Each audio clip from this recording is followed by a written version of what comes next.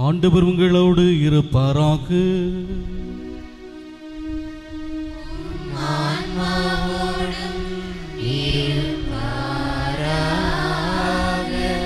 யோவான் எழுதிய தூய நற்செய்தியிலிருந்து வாசகம்.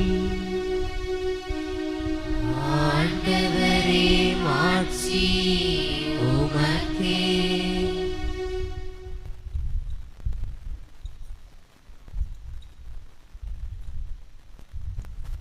யோவான் எழுதிய தூய நற்செய்தியிலிருந்து வாசகம். அதிகாரம் 15 இறை திருவசனங்கள் 8 முதல் 13 வரை. நீங்கள் மிகுந்த கனி தந்து என் சீடராய் இருப்பதே என் தந்தைக்கு மாட்சி அளிக்கிறது. என் தந்தை என் மீது அன்பு கொண்டுள்ளது போல நானும் உங்கள் மீது அன்பு கொண்டுள்ளேன். என் அன்பில் நிலைத்திருங்கள். என் தந்தையின் கட்டளைகளை கடைபிடித்து அவரது அன்பில் நிலைத்திருப்பது போல நீங்களும் என் கட்டளைகளை கடைபிடித்தால் என் அன்பில் நிலைத்திருப்பீர்கள். என் மகிழ்ச்சி உங்களுள் இருக்கவும் உங்கள் மகிழ்ச்சி நிறைவு பெறவே இவற்றை உங்களிடம் சொன்னேன். நான் உங்களிடம் அன்பு கொண்டிருப்பது போல நீங்களும் ஒருவரிடம் ஒருவர் அன்பு கொண்டிருக்க வேண்டும் என்பதே என் கட்டளை. ஒருவர் தம் நண்பர்களுக்காக தம் உயிரை கொடுப்பதை விட சிறந்த அன்பு யாரிடமும் இல்லை. ஆண்டவரின் அருள்வாக்கு. இயேசுவே உமக்கு புகழ்.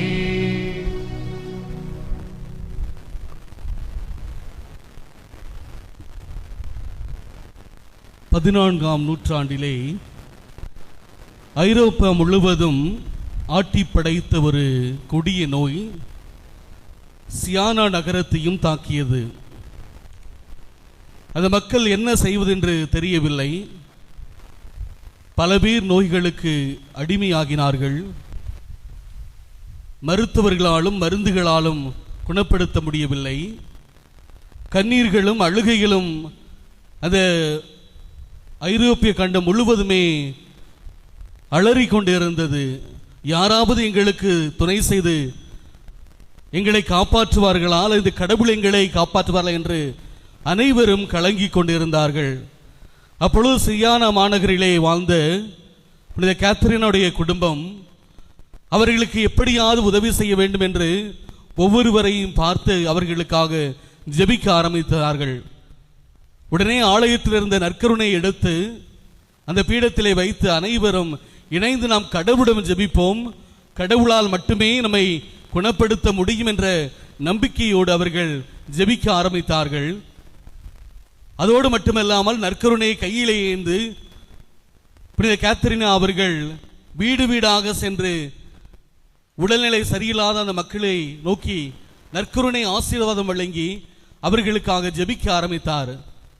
படிப்படியாக மக்களின் உடல்நிலைகள் சரியாக ஆரம்பித்து விட்டது. அனைவரும் நலம் பெற ஆரம்பித்து விட்டார்கள். உடனே அனைவரும் இணைந்து கடவுளுக்காக நற்கருணை முன்னிலையில் இருந்து மணிக்கணக்காக அவர்கள் ஜெபித்து நன்றி சொன்னதை இந்த நேரத்திலே இந்த வரலாறை நமக்கு நினைவுபடுத்துகிறது. ஆமென். இயேசுவில் அன்புக்குரியவர்களே, இந்த நேரத்திலே பெருவிழாவை கொண்டாடுகின்ற உங்கள் அனைவருக்கும் சிறப்பாக ஆண்டவருடைய திரு விருந்தை திரு ரத்தத்தை முதலாக பெற்றுக்கொள்கின்ற அனைத்து பிள்ளைகளுக்கும் வாழ்த்துக்களையும் ஜெபங்களையும் நாங்கள் கூறிக்கொள்கின்றோம். இன்றைய மைய தலைப்பு நமக்கு தெளிவாக இருக்கிறது. இறை அன்பின் வெளிப்பாடு நற்கருணை. இதை எத்தனை பேர் நாம் ஆழமாக சிந்தித்து பார்த்திருக்கிறோம் என்று தெரியவில்லை. நற்கருணை என்று சொல்கின்ற பொழுது ஆண்டவர் என்னோடு இருக்கிறார், நம்மோடு தங்கி இருக்கிறார் என்பதுதான் வெளிப்பாடாக இருக்கிறது. அது மட்டுமல்ல, நற்கருணை உட்கொள்கின்ற அனைத்து மக்களுமே அவர்களிடத்தில் இருப்பது ஆண்டவர் மட்டுமல்ல, ஆண்டவருடைய குணங்கள், அன்பு, இரக்கம், மன்னிப்பு, தியாகம் அனைத்தும் நிறைந்திருக்க வேண்டும் என்றுதான் ஆண்டவர் நற்கருணை வழியாக நம்மை ஒவ்வொரு நாளும் வந்து கொண்டிருக்கிறார். இந்த நற்கருணை இன்னும் ஆழமாக நாம் சிந்திக்கின்ற பொழுது நற்கருணையில் ஆண்டவர் தன்னுடைய தியாக உணர்வை வெளிப்படுத்துகிறார். ஒவ்வொரு நாளும் என்னுடைய மக்களுக்காக நான் வாழ்கிறேன் என்று வாழ்ந்து அவர் கல்வாரி மலையிலே நம் ஒவ்வொருவரின் பாவங்களுக்காக வெளிப்படுத்தி தன்னை நற்கருணையுமாக உட்கொள்கின்ற நாம் அனைவரும் இறைவனை புரிய வேண்டும், அந்த தியாக உணர்வை புரிய வேண்டும் என்று ஒவ்வொரு நாளும் ஆண்டவர் நற்கருணை வழியாக நம்மிடத்தில் வந்து கொண்டிருக்கிறார். அதைத்தான் புனித அன்னை தெரசா அவர்கள் கூறுவார், நற்கருணை இயேசுவை ஏற்றுக்கொள்வதற்கு முன்பாக ஏழைகளில் இருக்கும் இயேசுவை அன்புடன் காண நாம் முயற்சி செய்ய வேண்டும். ஏனால் ஒவ்வொரு தியாக உணர்விலும் ஏழைகளை சந்திக்கின்ற பொழுது நாம் பெறுகின்ற நற்கருணையின் மதிப்பீட்டில் இவர்கள் ஒவ்வொருவரும் வாழ்கிறார்கள் என்பதை நாம் உணர வேண்டும் என்பதை தெளிவாக இந்த தியாக உணர்வு நமக்கு வெளிப்படுத்துகிறது.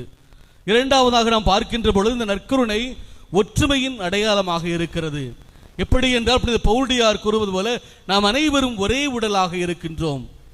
நாம் அனைவரும் ஒரே நற்கருணையை, ஒரே ஆண்டவரை வழிபட்டு அவரை ஒவ்வொரு நாளும் தியானித்து நம்முடைய உள்ளத்திலே நமது ஆன்மாகமாக அவரை ஏற்றுக்கொள்கிறோம்.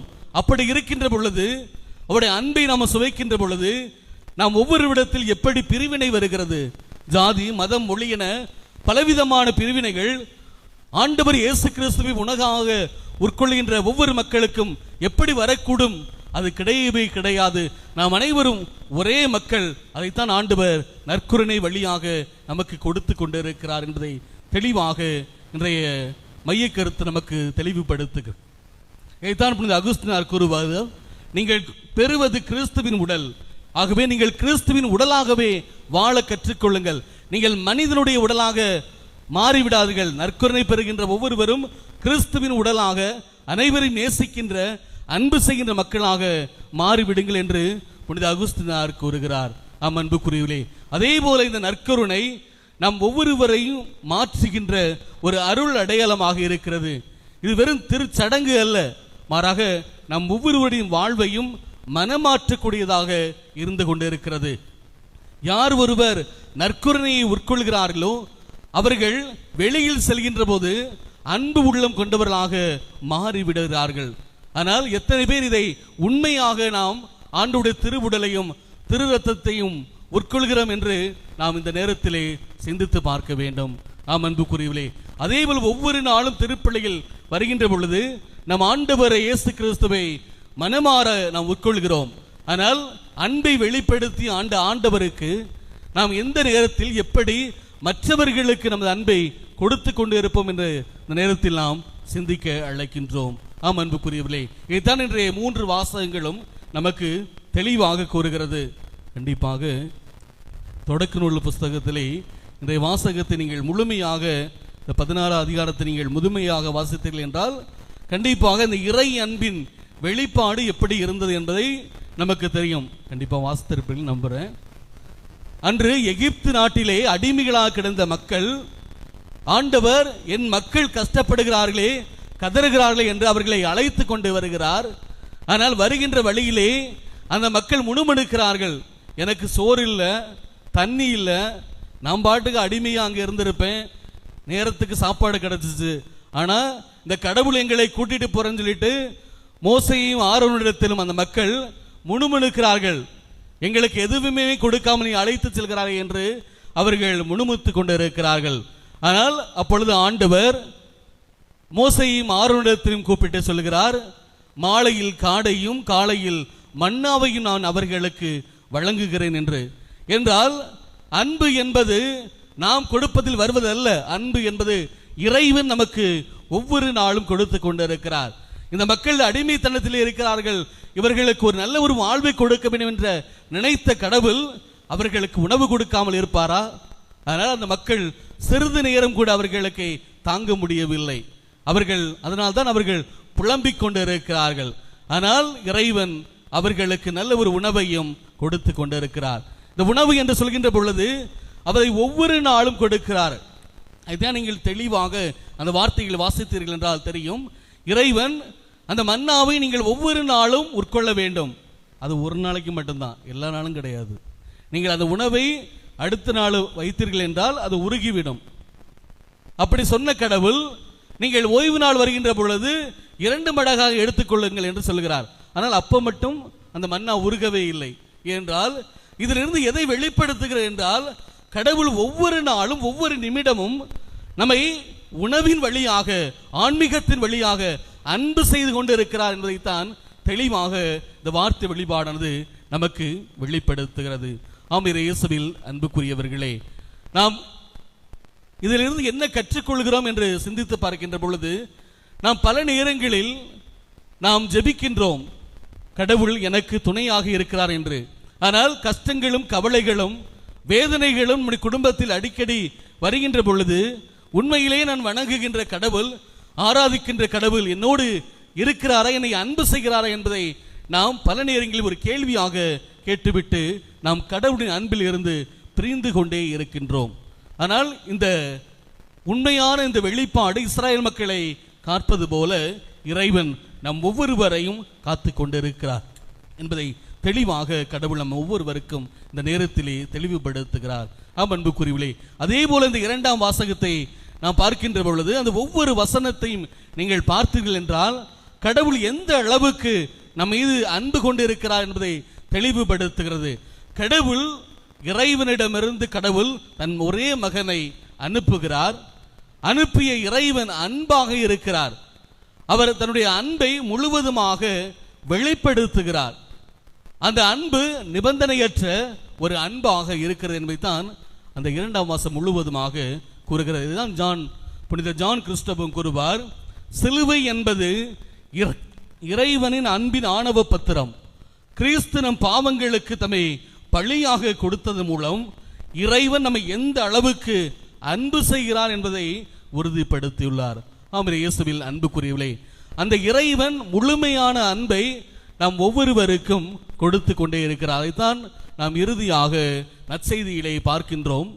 கனிதரும் இறைவனாக, தந்தையின் மாட்சியுமாக அவர் விளங்குகிறார் என்றால், இன்று பல பேர் இந்த பிள்ளைகள் நற்கருணை ஆண்டவரை உட்கொள்ளப் போகிறார்கள். நீங்கள் உட்கொள்கின்ற பொழுது உங்கள் வாழ்வு எப்படி மாற வேண்டும் என்றால், நாம் தெளிவாக இருக்க வேண்டும். அதுதான் ஆண்டவர் தெளிவாக கூறுகிறார். நீங்கள் முதலாக உட்கொள்ள இருக்கிறீர்கள். நீங்கள் ஒவ்வொரு நாளும் ஆண்டவரை தேடி வர வேண்டும். இன்றைய காலகட்டத்தில் ஒரு அருள் தந்தை அடிக்கடி கூறுவார் என்னிடத்தில், ஆண்டவர் இயேசு கிறிஸ்து நற்கருணை மூலமாக ஒவ்வொரு நாளும் நம்மை தேடி வருகின்றார். ஆனால் மக்கள் படிப்படியாக குறைந்து, அருட்தந்தை நற்கருணை தூக்கும் போது மக்களை தேடி செல்ல வேண்டியிருக்கிறது. ஆனால் மக்கள் ஆண்டவரை தேடி செல்வது குறைந்து கொண்டே இருக்கிறது என்பதை தெளிவுபடுத்துகிறார். அதனால் இன்றைய காலகட்டத்திலே நற்கருணை மீதாக இருக்கின்ற அந்த ஆர்வம் குறைந்து கொண்டே இருக்கிறது. அதனால்தான் கடவுள் சொல்லுகிறார், ஆண்டவர் இயேசு கிறிஸ்து பல இடங்களில் நீங்கள் பார்க்கலாம், பல புதுமைகள் நடந்து கொண்டே இருக்கிறது நற்கருணை மூலமாக. அதை எதை வெளிப்படுத்துகிறது என்றால், இன்றளவும் நான் நற்கருணையில் வாழ்ந்து கொண்டு இருக்கிறேன், என்னை அன்பு செய்ய நீ தயாரா, நான் உன்னை அன்பு செய்கிறேன் என்று கடவுள் நமக்கு இந்த புதுமைகள் மூலமாக வெளிப்படுத்தி கொண்டே இருக்கிறார். ஆம் அன்புக்குரியவர்களே, அப்படி என்றால் நான் எப்படி இந்த அன்பில் நிலைத்திருப்பது என்பதை தெளிவாக இன்றைய நற்செய்தி வாசகம் தெளிவுபடுத்துகிறது.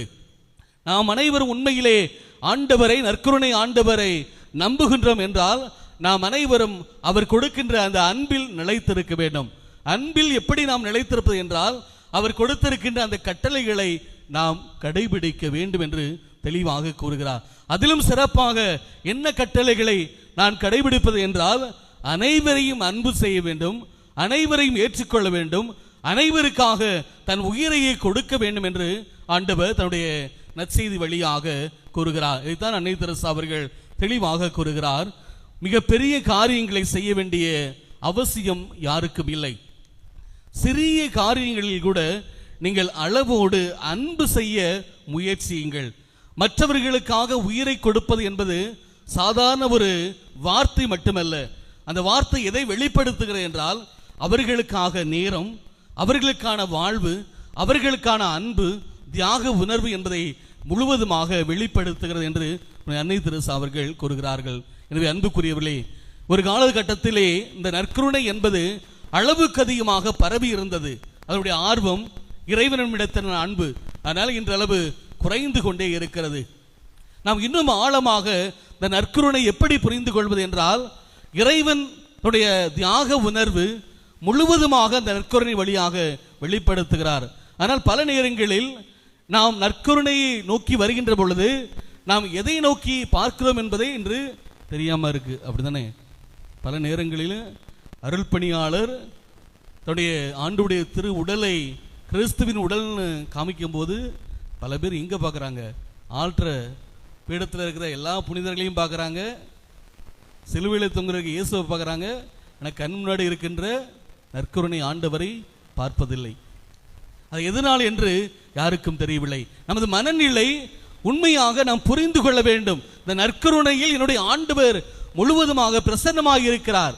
அவர் மட்டும்தான் என்னை காக்க முடியும், அவர் மட்டும்தான் முழுமையான அன்பை எனக்கு கொடுக்க முடியும் என்பதை நாம் நினைக்க வேண்டும். அப்படி இருக்கின்ற பொழுது அவரை வணங்கி நாம் ஆராதித்து முழுமையான அன்பை, அந்த திரு விருந்தை ஏற்றுக்கொள்கின்ற பொழுது நாம் உண்மையான அன்பாக மாறிவிடுகிறோம்.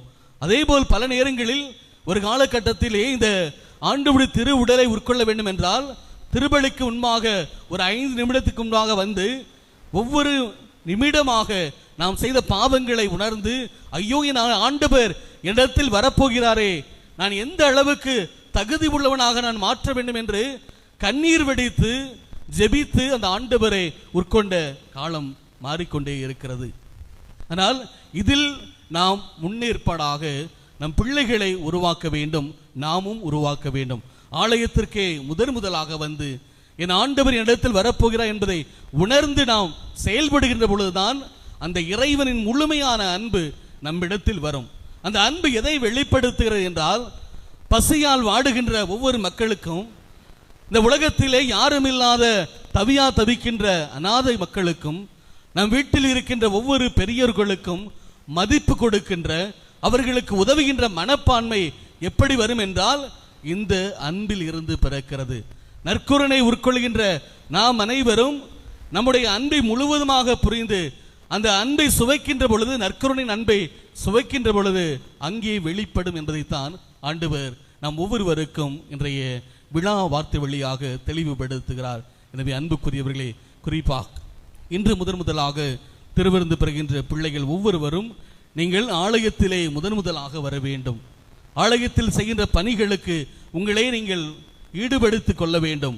ஆண்டவரை இயேசு கிறிஸ்து உங்களிடத்தில் வருகின்ற பொழுது நீங்கள் அதை பயபக்தியோடு அன்போடு ஏற்றுக்கொள்வது போல நீங்கள் சந்திக்கின்ற உங்கள் பெற்றோர்கள், ஆசிரியர்கள், நீங்கள் சந்திக்கின்ற உங்கள் உறவுகள் அனைவருக்கும் உதவுகின்ற பிள்ளைகளாக இருக்க வேண்டும். இதைத்தான் ஆண்டவர் நற்கருணை வழியாக நாம் ஒவ்வொருவருக்கும் வெளிப்படுத்துகிறார். திருத்தந்தை பிரான்சிஸ் அவர்கள் தன்னுடைய வரியிலே அழகாக கூறுகிறார், இந்த நற்கருணை என்பது சிறந்தவர்களுக்காக பணக்காரர்களுக்கான பரிசு அல்ல, மாறாக இது ஏழைகளுக்கான மருந்து என்று அவர் கூறுகிறார். என்றால் இது ஒவ்வொரு ஏழைகளையும் சென்றடைகின்றது. அப்படி சென்றடைகின்ற பொழுது அவர்கள் இறைவனோடு நற்கருணையில் ஈடுபடுத்திக் கொள்கிறார்கள் என்பதை தெளிவுபடுத்துகிறார். அதுதான் திருத்தந்தை பிரான்சிஸ் அவர்கள் புனித பவுலடியாரின் வார்த்தைக்கு ஏற்பவே அவர் சொல்கிறார், இந்த நற்கருணை பகிர்வின் அடையாளமாக இருக்கிறது, சமத்துவத்தின் அடையாளமாக இருக்கிறது, நம்பிக்கையின் அடையாளமாக இருக்கிறது.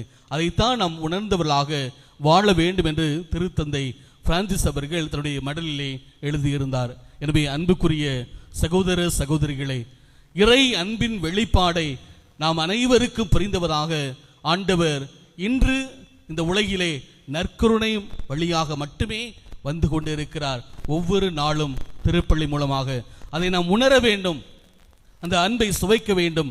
அந்த அன்பின் மூலமாக நாம் சந்திக்கின்ற ஒவ்வொரு ஏழை எளியவர்களையும், நாம் சந்திக்கின்ற ஒவ்வொரு உறவுகளையும், முதியோர்களையும் மதித்து அதன் மூலம் ஆண்டவருடைய ஆசிரை ஒவ்வொரு நாளும் பெற்றுக்கொள்ள இத்திருப்பலிகளை தொடர்ந்து ஜெபிப்போம்.